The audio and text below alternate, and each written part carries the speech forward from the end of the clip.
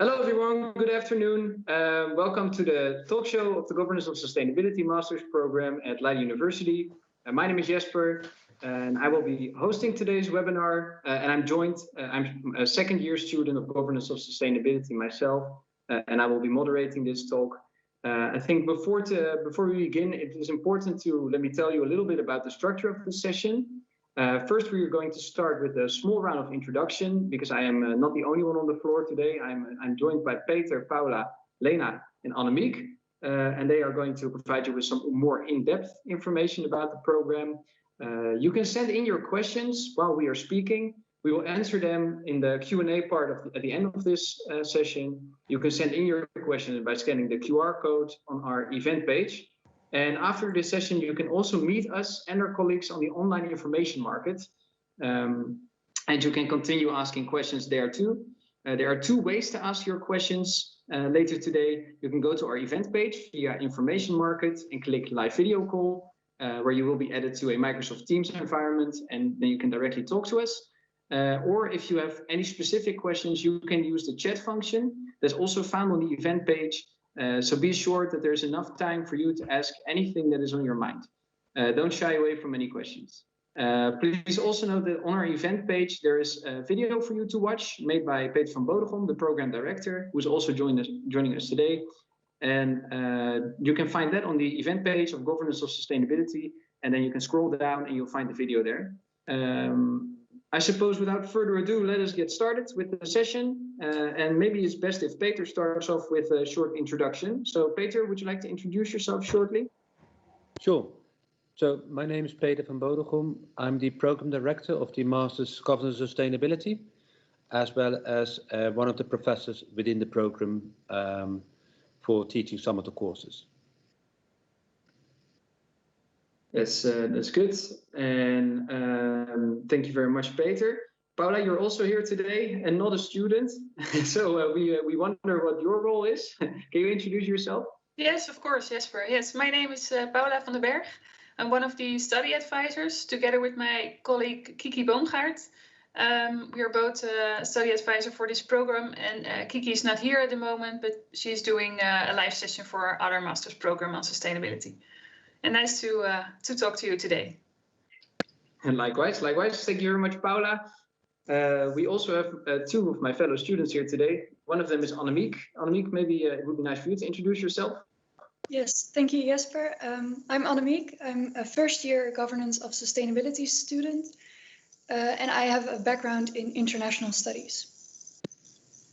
Well, that's coincidental because me too. And we are joined by one other student today, Lena. Lena, maybe you can say something about yourself and where you're from. Hello, yeah, thank you, Jesper. I'm Lena. I am from Germany, and I'm in my second year of Governance of Sustainability, and my bachelor was in political science and in public law. Perfect. Well, now we know all the faces on the screen. Maybe I'll briefly introduce my study background. I'm also from international studies, just like Annemiek, and I'm currently also a second-year student of Governance of Sustainability, so in Lena's year. I think without further ado, let us get started with the talk show or the interview.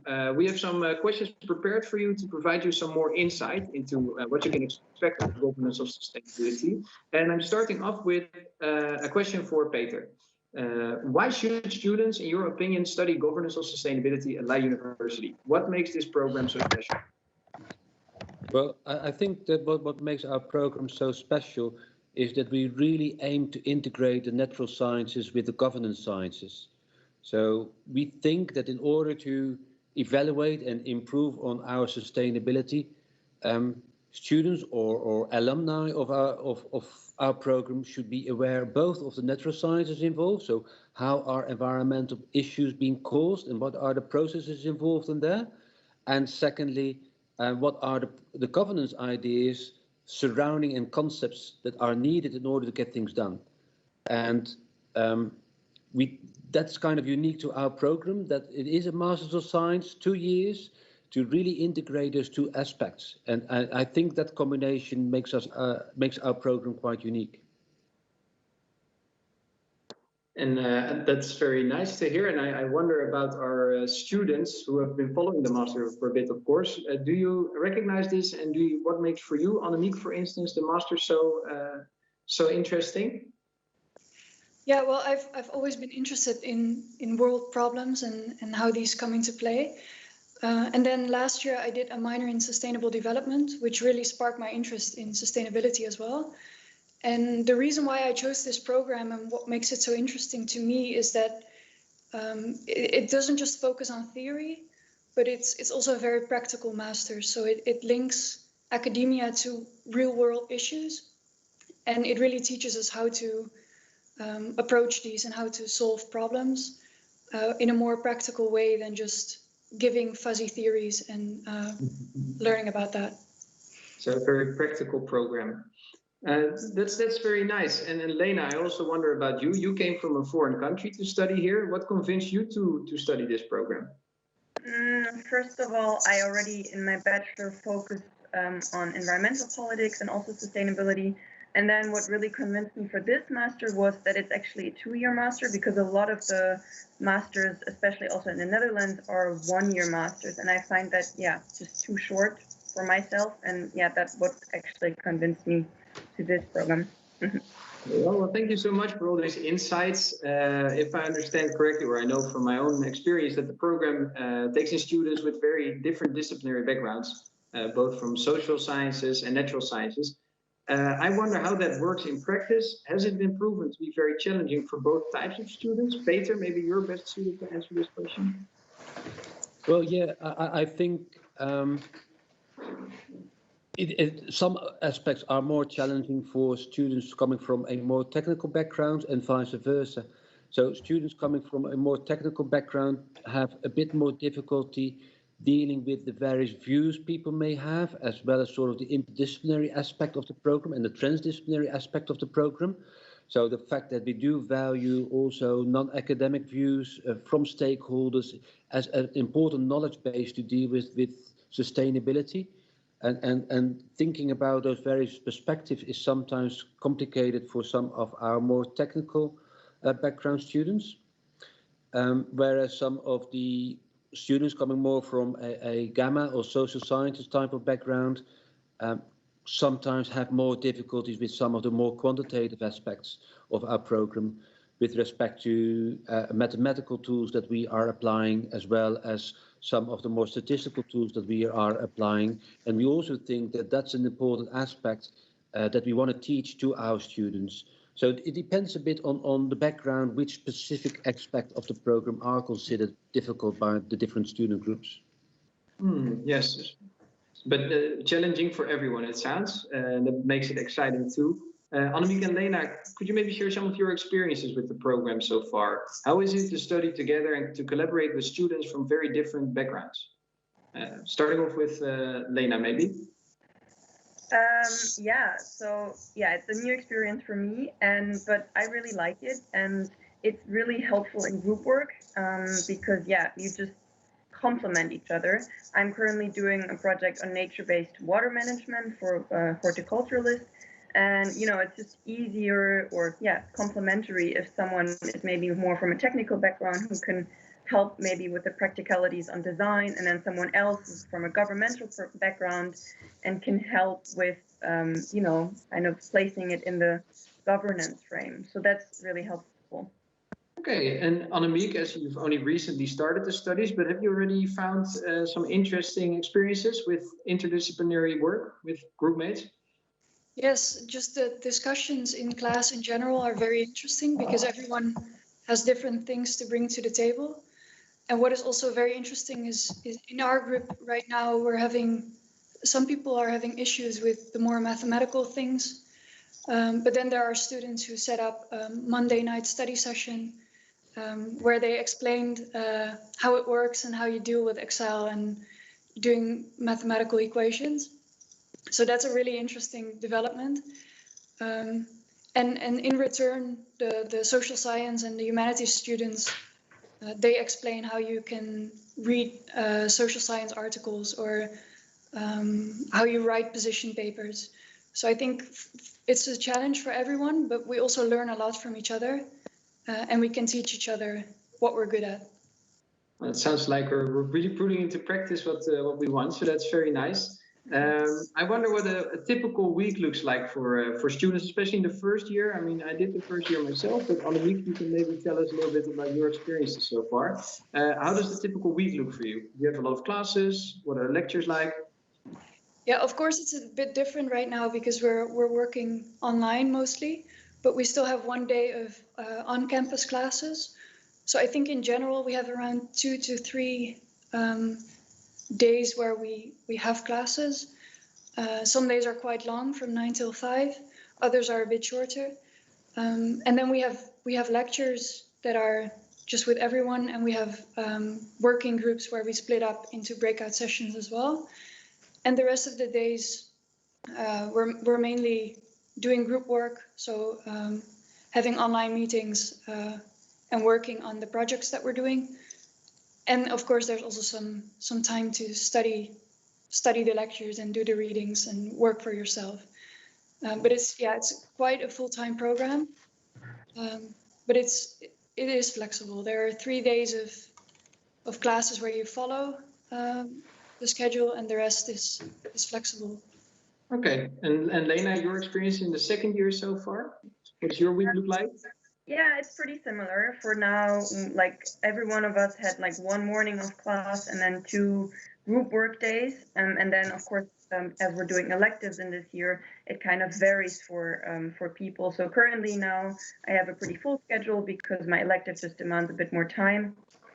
But that'll be over in a couple of weeks. And then, yeah, it goes back to 1 or 2 days of lectures, and then the rest is group work and self-studying. So it's pretty similar, actually. It just varies a bit more. And then there's still real classes. So you have teaching. Maybe you can tell Annemiek what the teaching stuff is like. You have teachers for certain courses or weekly meetings. Yeah. So if I understand your question correctly, we have lectures where we have 2 teachers from different faculties. Yeah.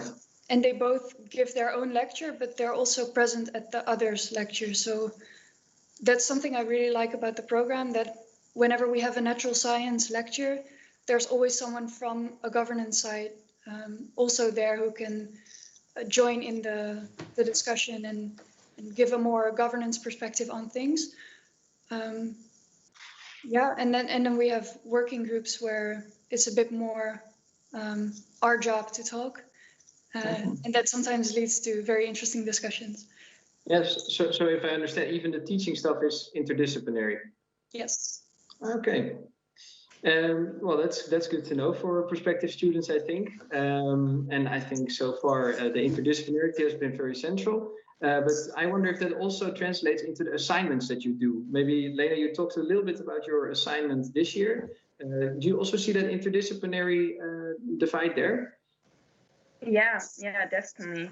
Because all of the because we have group work in every course, and every group work involves, so it's an integrated group assignment, and every group work integrates both the governmental perspectives as well as the natural sciences, which is the case also for my project now, because we're working on a very technical project, but at the same time we also need to see how this actually fits in with current water regulations and EU policies, but also national policies. And yeah, so it's definitely always present. Yeah. Okay, nice. And then your projects too? Yeah, it's the same. We do a group work. We're usually with 5 people in a group, and then there are always people from different backgrounds. And that's really interesting whenever you do a project, because of course the more natural science background students want to include that more, and then the governance students want to do the other part more. So that results in a very nice mix of different perspectives. And you learn a lot from what others are skilled at. Okay, that's good. And of course, the program is situated in the political capital of the Netherlands, if we can say it like that, in The Hague. I wonder what your experiences have been so far with studying in The Hague. Has that played a role? Maybe, Lena, you've been at it from before the Corona period. Has this influenced your study experience?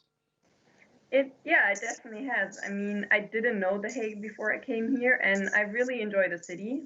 definitely more before Corona, but you can still go to the beach, and there's like nice cycling paths that you can use around the area, which is super nice. Light is very close.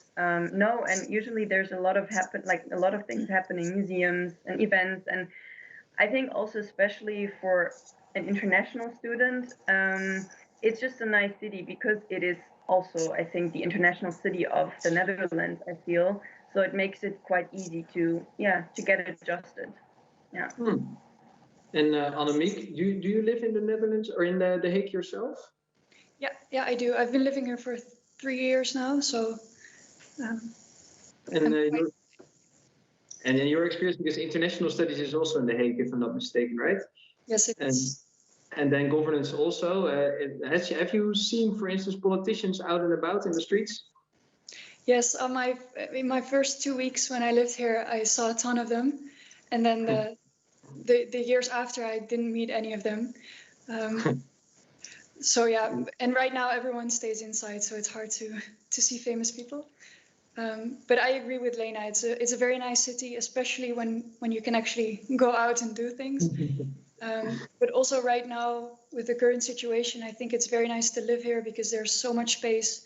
You can go to the beach, to the forests, to the parks, to the dunes.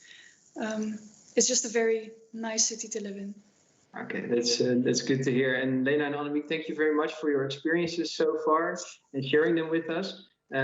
In the second year of this master's program, students will be doing the Sustainability Challenge. Paula, can you maybe tell us a little bit more about what to expect from the Sustainability Challenge? Yes, sure. Yes, in this course, you actually apply and combine the knowledge you acquired from the first year courses.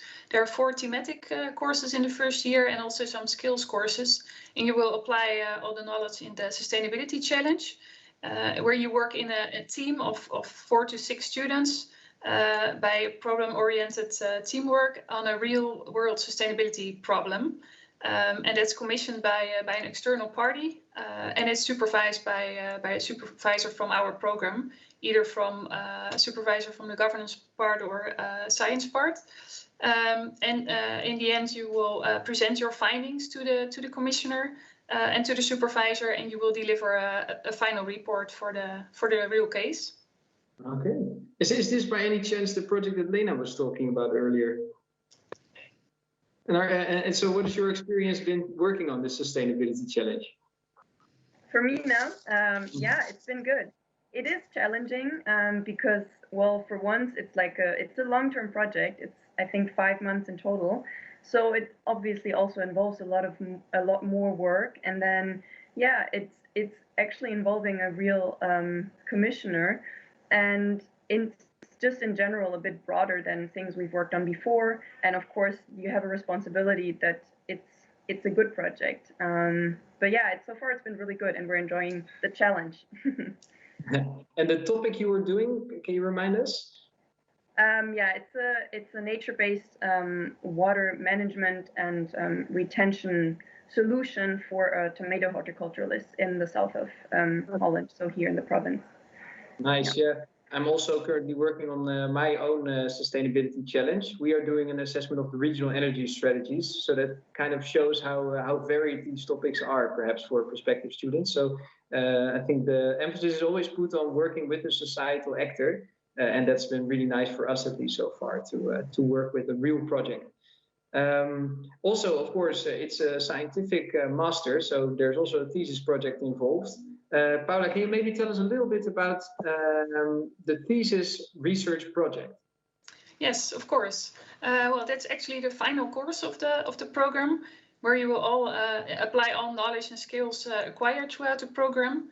And it consists of a research project, actually a capstone project, where you independently conduct your own research in a group of around 5 students in one capstone.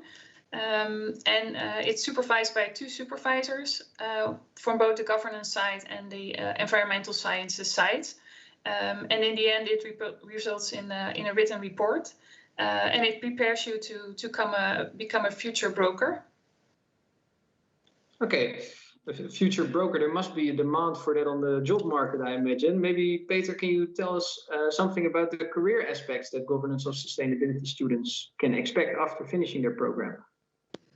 Yeah, so we do expect that most of our students are going to work in the aspects of governance and sustainability, and which could be governmental organizations. So thinking about the ministries, which are literally next doors from the lecture halls in The Hague, but also provinces, municipalities, water managers, nature managers. So those are kind of the most important type of employers of our program, because they have indicated over and over to us that they are really in demand for students that combine the governance aspects with the natural sciences aspects with respect to environmental issues. Because usually sort of what they currently have on the job market are students either have been very strong in the technical solutions, or students being very strong on the political sciences or the governance aspects, but not having that integration. And this integration is something that they really are looking forward to. In addition, some of the NGOs have indicated that they are very interested in alumni coming from our program, as well as some of them will also end up in the scientific research. Because also within scientific research, there's increasingly a demand for people from an interdisciplinary or a transdisciplinary background to do research exactly at this interface of sciences. So given that also research is moving towards interdisciplinary and transdisciplinary research, also for some of our PhD students, there is a demand for coming from this particular background. But I personally think that will be a minority. We will see how it will develop in the next couple of years. But I expect most of them will end up in a governmental organization. Okay, well that sounds promising. Lena and Annemiek, would you be up for that? What do you expect, or what did you expect when you came into this master's program for future job perspective? Yeah, that's I've done some internships and governmental organizations in Germany, and it is like what Peter says, it's definitely true, because yeah, I've always lacked kind of this technical understanding, so that would be very helpful. But for me, what I could also imagine is some sort of what I'm actually working on right now, some kind of sustainability advisor, either for a company or also for a government. Yeah, that would be something I would really like. Yeah. And Annemiek? Yeah, it's the same for me. I mean, I still have 2 years to go, so I have some time to figure out what I want to do. But I think, yeah, this term of becoming a change agent, of course, it sounds a bit fuzzy, but I think that's what most of us aim at doing. Okay. Yeah, change agent. It sounds exciting. That's for sure, right? And sustainability, I think there can only be a growing demand for that. So, yeah, really exciting time. But of course, there must have also been challenges on the way so far. So I wonder if the students can maybe identify some things that they have found challenging so far in their experiences in this program. Maybe Lena can start us off. Yeah, I think in general, of course, it's yeah, half of the studies is something that I haven't done before, the natural science, environmental sciences. But that has been challenging. But yeah, as Annemiek also said before, we help each other. But of course, you have to put in a bit more work then, and yeah, that is challenging. Yeah, but it's nothing that can't be done, I think. Yeah. That's good. And Annemiek, it's only been pretty short, but have you already encountered some challenges? Yeah, I think the same as what Lena said. Just I'm doing courses now in subjects that I dropped in high school when I was 14. So it's been a while. But yeah, YouTube is your best friend, and you can learn a lot from your fellow students. So that really helps. Yeah, and I think it goes both ways. We have a friend in our year that is an engineer by training, and she then finds, for instance, the governance perspective really challenging. So and there's a lot to be learned by everyone. Peter, maybe based on your experience, what do you see students struggle with during the program, and what do you think could be a challenge for prospective students? Well, I think that the challenges that are indicated by the students are indeed the challenges that we hear most often. So we try to accommodate that quite clearly during our admission process by also providing videos in which we explain the kind of skills and knowledge that we expect the students to have. So we have a video portal that explains for individual courses as well as the program as a whole, the kind of skills that we think are important and useful, as well as we provide some links to online materials and online courses to help students prepare for those things that they indeed don't have the background on. And again, we share these differences in background, so we don't mind at all having that particular student do have caveats, but indeed we anticipate that they should be dealing with those caveats, either indeed by online training courses or the peer-to-peer teaching, or if we think it is really central to the concepts that we teach, of course we do teach them in class or in the working groups. So this is the way we think about those challenges. But I think overall, bringing the various backgrounds together is the most exciting bit of the program, but also the most challenging bit because of you need to learn to speak each other's languages. But that's also something that we really aim for in the program, and that's also why we started the program with a course, Transdisciplinary Skills, in which is basically there to make people aware of the different perspectives and to train all the students in trying to speak the other languages. And that's why we do that at the start of the program, and hopefully that really helps the students for the remainder of their studies to think about their own perspective and learning from each other's perspective. So we do share that and think that's quite important.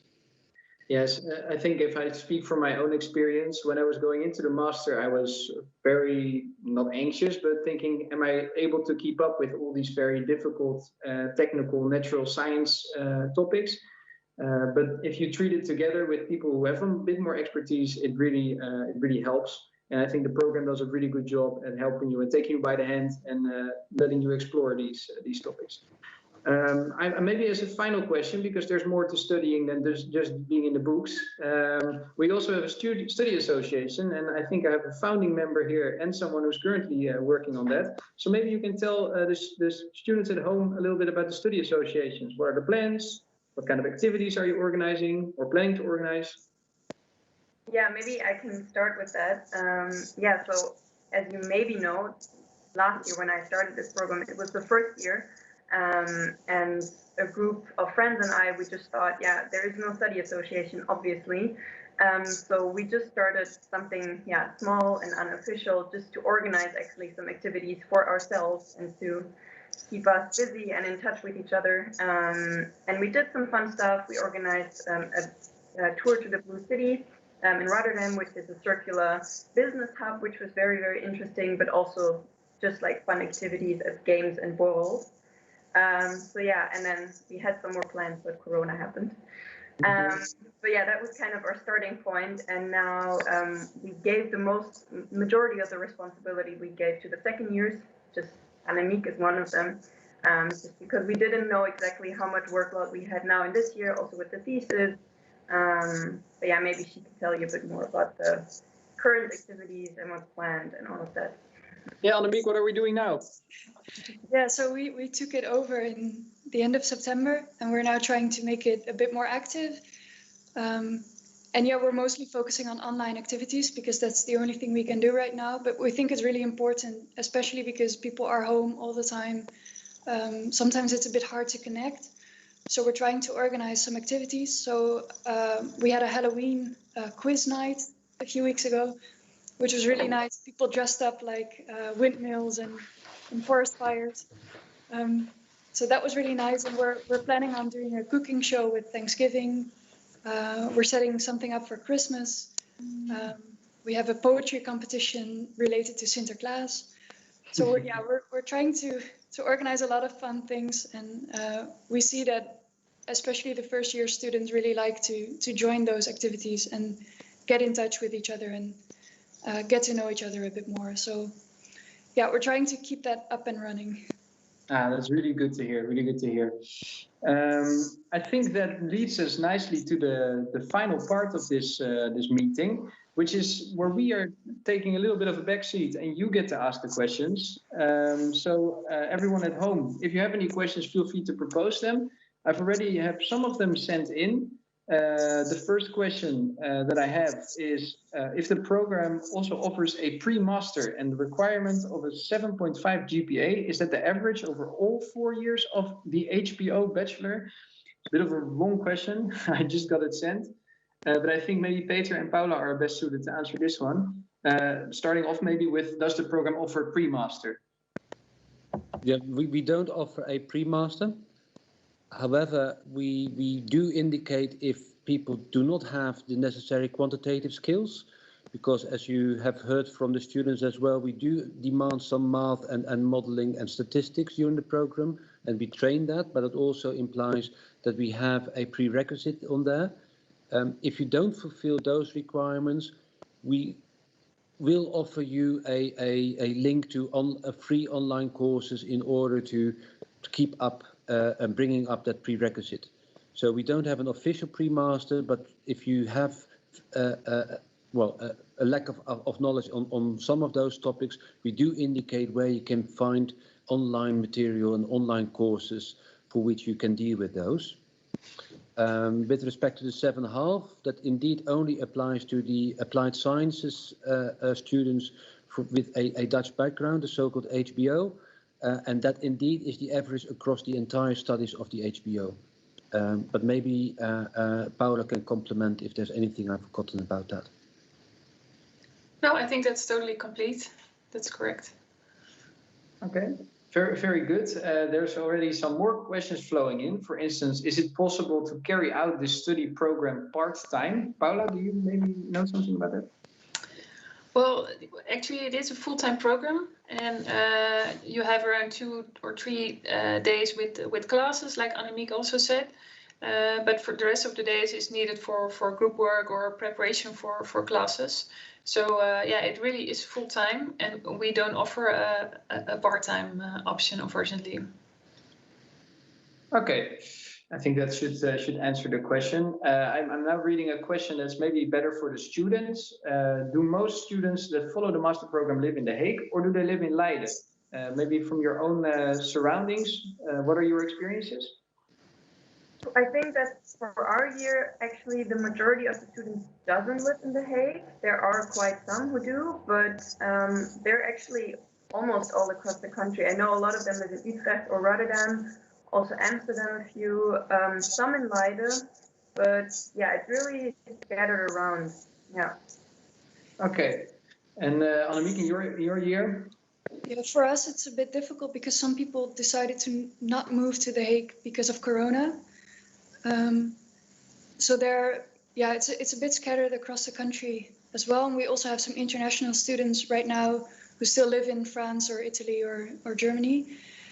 But I think of the people who do live in the Netherlands, almost half live in The Hague. So it's quite a big group here. Okay, that's good. Peter, maybe a question for you. In what way is sustainability approached? Is there a specific sustainability framework that is used in this master? No, there's no specific sustainability framework that we use. We emphasize environmental sustainability. So we provide less emphasis on equality and gender related issues or justice related issues. Most of our courses are in relation to environmental sustainability, but within that focus, we try to approach it from various angles and compare different frameworks, as well as try to discuss critically what are the advantages and the disadvantages of specific angles and frameworks. So in that respect, we don't have a specific one that we want to tackle. Okay. That's I think should answer the question. There's a next question about the electives, and I think I'll start that off with the students because someone asked, can you give some examples of what electives can be chosen in the second year? And I can maybe tell my own electives already. I'm doing ecosystem services by CML, so the Center of Environmental Sciences, and I'm doing human impacts on biodiversity. I know Lena does that one too. Lena, do you have any other electives that you're going to follow? Yeah, so maybe what's important to say for that we can actually really choose from any studies that is somewhat related to governance or environmental sciences, both in the Netherlands. I think other countries are a bit more difficult, but with online lectures, maybe that makes it easier. But I also know some people who do electives at Utrecht University or in Amsterdam. So it's really free, but there are also some proposed which are at Leiden. So yeah, like you said, I'm also doing human impact on biodiversity, but I'm also starting environmental psychology and another program on, or another course on EU environmental law. So yeah, it's like a broad range of courses, and whether they fit in the program, yeah, really determines if we can take them. But I think it's pretty free actually. Yeah, in my own circles, I also hear a lot of variability in the electives that people choose. I think it's more about how you can motivate that it is helpful for you than it is about whether it really connects very strongly with the program. In that sense, it's a very broad program, so you can learn a lot of skills. And I've got another question. All of you have political and governing bachelors. Can you do this with a different social science study, or is it too much governing for that? And maybe we'll give that one to Peter. I'm not sure whether I fully understand the question. So I think what they're proposing, or what they're asking, is the three of us with international studies and Lena with political background have already a kind of a governance-leaning social sciences bachelor degree. But I think what this person might ask is if another social sciences degree, such as psychology or something in that direction, if that is also allowed to as a start before the program. yeah, definitely that is allowed. We do have quite a few students this year with a social sciences degree. I think between 10 and 15 out of the 80 current first year students, I think, are having a social sciences degree, in addition to a number coming from public affairs and political sciences. So yes, certainly we do have those backgrounds. So for us, the main things are that you can prove that you've been working in a interdisciplinary background, that you do have quantitative skills, so those 8 EC on mathematics or modeling or statistics, as well as that you can prove that you have an understanding of sustainability issues. And for us, those are the real important criteria that you are being asked to motivate in a motivation letter when you are doing your admission. And that also implies that it is open to a wide variety of different studies, because these are our only entry requirements. Apart from proficiency in English and for HBO students, the 7.5. So, and we, again, like I said before, we think that it's important to have all those various perspectives in our program, because it stimulates and nourishes our program and the discussions we want to have. Yes. Okay, I think time-wise we can do one more question maybe. The final question is therefore, are the thematic courses an introduction to these 4 themes? Would they be challenging enough for students that already hold a bachelor degree in sustainability, for instance? Maybe Peter is also best suited to say this, and then Lena and Annemieke can maybe then elaborate on their experience. Yes, I think it's certainly challenging. Because what we do in those thematic courses, given that we assume students do have an understanding and background in sustainability, we are trying to move forward relatively quickly, and we deepen the natural sciences component as well as deepening the governance theoretical component. And I think what is happening in those thematic courses is also the integration of those.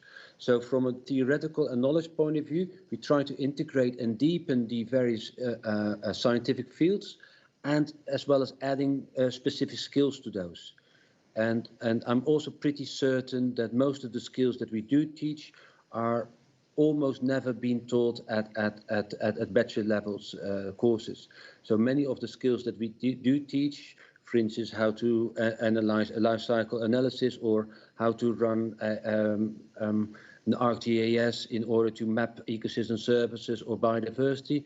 Those are our skills that we are teaching as well in those thematic courses, and quite a few of those are quite unique to the master's program. So from my personal understanding, I think it's definitely challenging, but I'm happy to hear if the students want to comment on that too. Yeah, maybe Annie can start us off. Yeah, I think you're right. I think it goes pretty fast. So they do start at, well, not at the basis, but it starts pretty simple, but then with every week going by, it just gets more and more in-depth and more difficult. And also the thematic courses are 12 credits, so it's quite a big course. It's not an introduction to circular economy. No, it's really in-depth knowledge on what that means for both natural science and governance. Yeah, I think so too. And I think especially also what you mentioned, Peter, with the integration, because there's always those two aspects that need to be integrated. I think that is probably also not in that depth taught in bachelor courses. Okay. I think all the questions have been answered. If you have any further questions, of course, you can still ask them. I'll say some closing words first. I would really like to thank everyone who helped out today, Peter, Paula, Lena, Annemiek, and also all the technical stuff that helped out. Most importantly, I want to thank everyone at home for joining us today, asking some really good questions. I think we clarified a lot today. We hope you enjoyed this session and that it was very helpful for you to make a decision or make you at least a bit more comfortable making your decision for your master's studies. I would also like to invite you to come meet us at our online information market. It's called the live video call on this platform. A couple of us will still be available online for answering your questions. We'll be around until about 4:30. So we're looking forward to seeing you there. I have to say in a bit, we are doing this session over again. So then we might not be available for questions for a little while, but don't be shy and keep asking and we'll come back to you afterwards. I wish you all a wonderful day and I hope to see you soon at Leiden University. Have a really good day. Bye-bye. And Bye. I can't wave right now, but I'm waving. Bye.